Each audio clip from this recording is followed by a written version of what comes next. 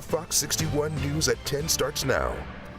The weather impact alert may be over, but gusty winds, heavy rain have caused a mess across the state, which caused down trees, down power lines, all which led to road closures across the state. Right now, you're taking a live look at the current outage map where there are more than 28,000 Eversource customers impacted around the state.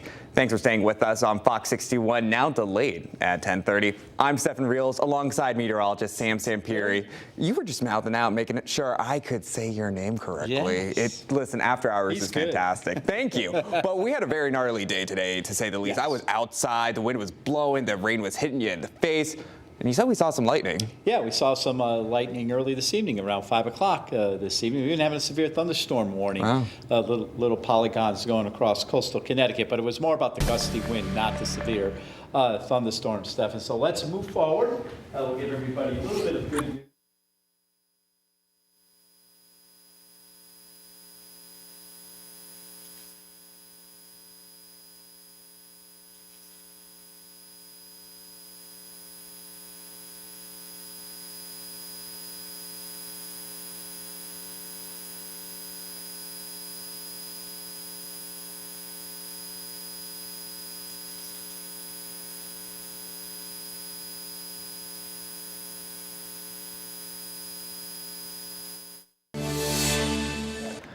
Thanks, Sam. Can't wait to actually hear about the weather in a bit. But tonight, the Brown community continues to mourn the loss of 2 of their own as 6 people remain in the hospital as a massive manhunt for the Brown University shooter is now finally over after the suspect was found dead. Fox 61's Valerie Moravi has been in Providence all week and breaks down the latest on the investigation.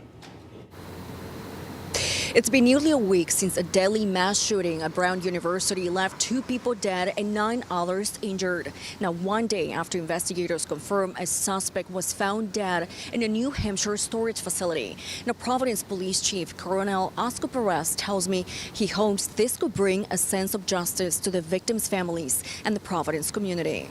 A massive manhunt now over. Investigators found the man they say shot 2 Brown University students dead from a self-inflicted gunshot in Salem, New Hampshire Thursday night. That man was identified as 48-year-old Claudio Neves Valenti of Portugal. Well, I think that I wanted to make sure that the families got the justice that they deserve. It's just a relief that we were able to find this person. So. The Brown community is still mourning the loss of 19-year-old Ella Koch and 18-year-old Mohammed Asid Omarsakov. Ella Fontenfield and her mom live in the area of campus. They decided to drop off flowers at the memorial. It's really sad what happened. I can't even believe how close the school I go to is to what happened, and I still really can't believe what happened to these poor people. A 33-page affidavit shares the efforts local, state, and federal agencies went through for 5 days to locate the shooter. The report says Valenti was a former PhD in physics student at Brown under a student visa 25 years ago.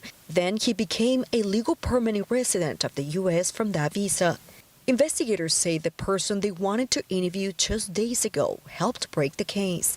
Documents show John was the person who came forward to testify his unusual interaction with Neves. The report says John crossed paths with Neves around campus multiple times and even noticed Neves kept walking away from the rental car he tried to unlock with a key fob. Says he told Neves, quote, "Your car is back there. Why are you circling the block?" Which Neves replied, quote, "I don't know you from nobody. Why are you harassing me?" Investigators say these details led them to locate the great Nissan Sentra with Florida plates in several security cameras and tracked it to a car rental company in Massachusetts. Providence Police Chief Oscar Perez says financial records show Neves had a rental storage unit in New Hampshire and added that all the evidence also pointed at Neves as the main suspect in the MTI professor's death. We were able to figure out that it was the same vehicle and the same individual. Documents show Valenti tried to change his car rental drop-off location from Boston to Bradley International Airport in Hartford, but he never did. He was moving around the city strategically, probably taking side roads, being able to evade some major cameras that we had. So that's also a thing. He was also using certain apps to communicate. It was just different. It was just different. Very, very, very strategic in his movements. It's definitely kind of relieving that they caught this person, and it also is kind of sad that they felt like they had to take their lives, like, after killing all these people, but it's still not, like, okay that they did this. Now, Chief Perez says investigators are still processing a significant amount of evidence at the Connecticut's Division of Scientific Services in Meriden. For now, reporting in Providence, Valerie Moravi, Fox 61. Thank you, Valerie. Now, the Portuguese suspect in the Brown University and MIT shootings entered the U.S. through the Diversity Immigrant Visa Program, and that program awards up to 50,000 green cards annually by lottery to people from underrepresented countries. Following the suspect's identification, though, Homeland Security paused the program and called it a system that shouldn't have allowed him in. Critics, though, say the move unfairly targets immigrants, while officials argue it's meant to review vetting procedures and prevent future threats. Now, the last known address of the man suspected in last weekend's Brown University shooting is in a quiet residential neighborhood north of Miami. The area features large homes decorated with the holidays, many with fenced backyards and basements. Edward Paul lives across the street and says he saw Neves several times, most recently 2 or 3 months ago, but never spoke with him. Paul described the Portuguese man as often busy and frequently standing outside or on the phone. The face looked too familiar to me. And then once I got confronted this morning, I was told that this was his last known address, and it kind of all made sense to me. Paul said that the people who live in the house are, quote, very nice people, and the owner rents some of the rooms. And at the request of Brown University, the University Police Department, a team of Connecticut police canines traveled to Providence today to support students, staff, and first responders after the deadly shooting. Canines from Middletown, Colchester, New London, and Southern Connecticut State University joined in the effort. And we've been covering this story since we broke it to you on Saturday night. And for all of the latest developments on the Brown University shooting, watch us for free 24/7 on Fox 61 Plus, our streaming platform. Anything Epstein related always brings up a lot of emotions, a lot of feelings, a lot of stress. And, it's a difficult day for a lot of our clients. Tonight, we are getting our first look at the newly released files into the investigation of Jeffrey Epstein and his accomplice, Ghislaine Maxwell. The federal agency released thousands of documents and large data sets of information. In November, President Trump signed congressional legislation that required the documents be released. Despite the Friday deadline, the Justice Department says more documents will be released in the coming weeks. And tonight, we're hearing from one of the Epstein victims. Part of what was released today was an official FBI form, and I think it was an FD 71, dated September 3rd, 1996, with my sisters, some of my sisters' report. To see it in writing and to know that they had this document this entire time,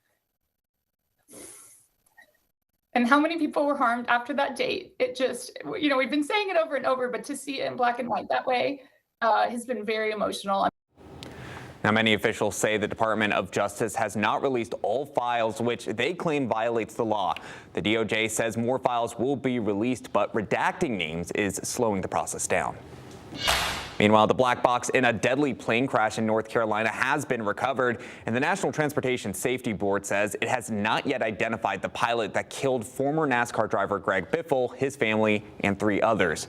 Investigators say 3 people on board were licensed pilots, but it remains unclear who was flying at the time. The plane crashed shortly after takeoff from Statesville Regional Airport while en route to the Bahamas. Officials did say weather was calm at the time.